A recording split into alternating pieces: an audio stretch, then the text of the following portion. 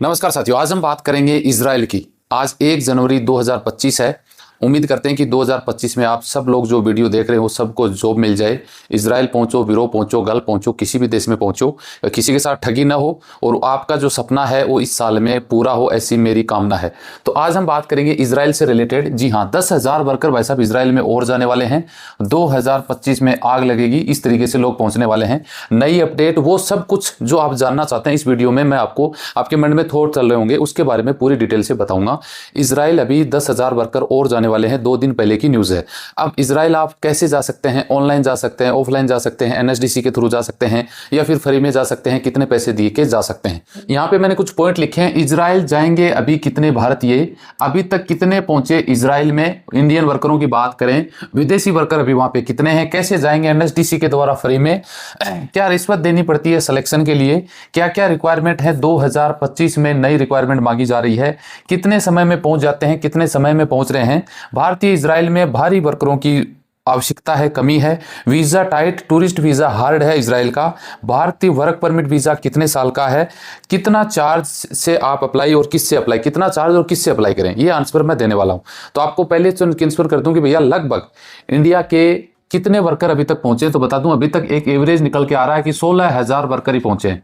डिंडोरा इतना भयंकर पिटा गया पिछले 1 साल से, 1.5 साल होने को आया, 1 लाख वर्कर जाएंगे भाई साहब। अभी लेटेस्ट की जो न्यूज है इसके अकॉर्डिंग 16,000 वर्कर ही पहुंचे। हालांकि पहले मैंने एक बार बताया था 20-25 हज़ार पहुंचे हैं, लेकिन जो नए डेटा अपडेट होते रहते हैं उस हिसाब से मैं आपसे से बात करता हूं। अभी अपडेट ये है कि 16,000 वर्कर और जाएंगे और 16,000 वर्करों में ज्यादातर जाएंगे मुझे लगता है एनएसडीसी के द्वारा फ्री में। और वहां पे वर्करों की बात करें तो लगभग 80,000 फिलिस्तीनी वर्कर थे, 26,000 और वर्कर थे, तो ये तो पूरे हो गए कैंसिल। ठीक है जी, इसमें से भी बहुत सारे वर्कर कैंसिल हो गए, तो मतलब वर्करों की कमी पड़ गई।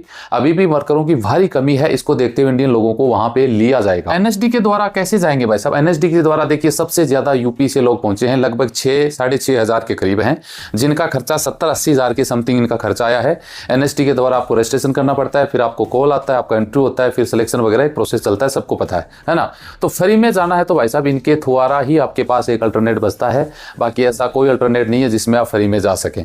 क्या रिश्वत के देनी पड़ती है सिलेक्शन के लिए? एक लेटेस्ट न्यूज आई थी मेरे पास में, कल परसों एक बंदा मेरे पास मिलने के लिए आया था। जयपुर हमारी मीटिंग हुई थी, तो तब उन्होंने अपनी, हालांकि नाम तो मैं नहीं बताऊंगा, उन्होंने बोला कि सर सिलेक्शन करने के लिए जो वहां पे वर्कर हैं, जो जिनको वो अधिकारी बोलते हैं, अधिकारी तो भैया क्या है ना, वर्कर मान लो, अधिकारी मान लो, कुछ भी मान लो, सिलेक्शन के लिए 1,000, 2,000, 3,000, 5,000 रुपए उनको वो लेते हैं, तब जाके आपका वहां पे नाम डालते हैं, ऐसा मेरे सुनने आया।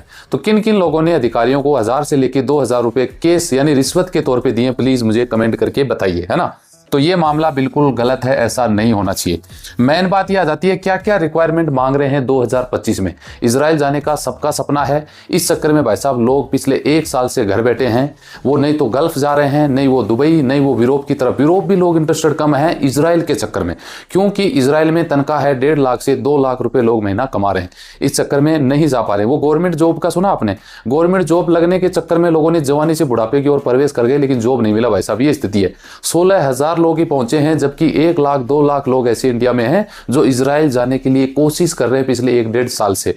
आप कौन कौन कोशिश कर रहे हैं कमेंट करके जरूर बताना।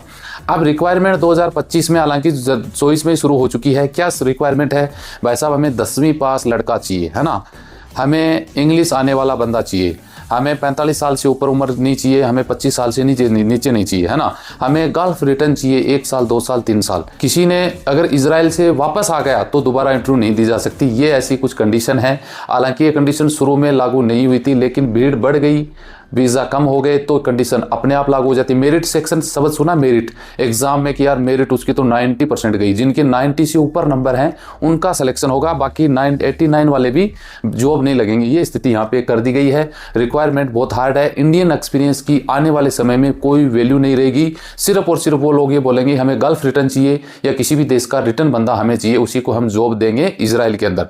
तो ये कान खोल के आप सुन लीजिए, कितने समय में पहुंच जाते हैं या कितने समय में पहुंच रहे हैं भारतीय वर्कर इजराइल में। भाई साहब पिछले 1-1.5 साल से इजराइल पहुंचने के चक्कर में इंडिया के लोग घर बैठे हैं, इधर उधर कोशिश कर रहे हैं, काम कर रहे हैं, इस चक्कर में दुबई कतर नहीं गए और यूरोप को खैर चांस भी इतना नहीं होता है। तो कहने का मतलब 3-4-5 महीने तक इजराइल के प्रोसेस में लग रहे हैं। इसका कारण स्पष्ट क्या है? इसका रीजन ये है कि इजराइल का जो वीजा पॉलिसी है ना वो हार्ड है। इतना आसान नहीं है। जैसे दुबई का वीज़ा महीना में निकल गया, फ्लाइट हो गई, चले गए, ऐसा दुबई का वीज़ा इतना ईजी है। मतलब ये है कि जिनके पास, जैसे हमारे पास कंपनी है दुबई में, तो हमें पैसे जमा करवा दिए आज, तो भाई साहब 4 दिन के अंदर वीज़ा मिल जाता है। वही पैसा इजराइल की कंपनी भी तो इजराइल में जमा करवाती है ना, वीज़ा का पैसा तो लगता है, लेकिन यहाँ पे ये फिर भी प्रोसेस हार्ड है। और विजिट वीज़ा बता दूं, इजराइल का इतना हार्ड कर दिया भाई साहब कि एयरपोर्ट पे आपको आपसे इंट्रोगेशन ऐसे होगा जैसे पता नहीं आप किस कोई उपग्रह से निकल के इजराइल के एयरपोर्ट पे पहुंचे हो। इसका रीजन क्या है? इजराइल एक बहुत ही ज्यादा सेंसिटिव कंट्री बन चुकी है, आप सबको पता है। इजराइल के चारों ओर दुश्मन ज्यादा हैं, दोस्त कम है, तो उनको हर आदमी को शक की नजरों से देखना उनकी ड्यूटी है कि ये बंदा कहीं कौन क्या है, तो इसलिए पूरी इंक्वायरी करते हैं एयरपोर्ट पे। तो विजिट वीज़ा भी हर कोई देश का वो नहीं देते हैं, इंडियन की तो खैर मिल जाता है, अलग बात है।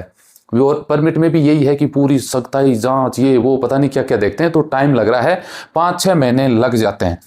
इजराइल में वर्करों की कमी रहेगी आने वाले समय में भी, और अभी भी है। इसका कारण जो वर्कर थे चले गए। इजराइल के लोग तो भाई साहब ऐसे ही, आपको पता है काम क्यों करेंगे, वो ये काम करने के लिए पैदा थोड़ी है। यहूदी वो आपको पता है ना, वो तो बड़े बड़े जैसे गूगल, ये जो फेसबुक है, फलाना ढिमका, बड़ी बड़ी कंपनियां हैं, वो उनकी हैं, तो वो काम करेंगे ना, ये काम थोड़ी करेंगे। ये तो वर्कर लोग हैं जो इंडियन जैसे लोग, ये लोग आप लोग करोगे, समझ गए।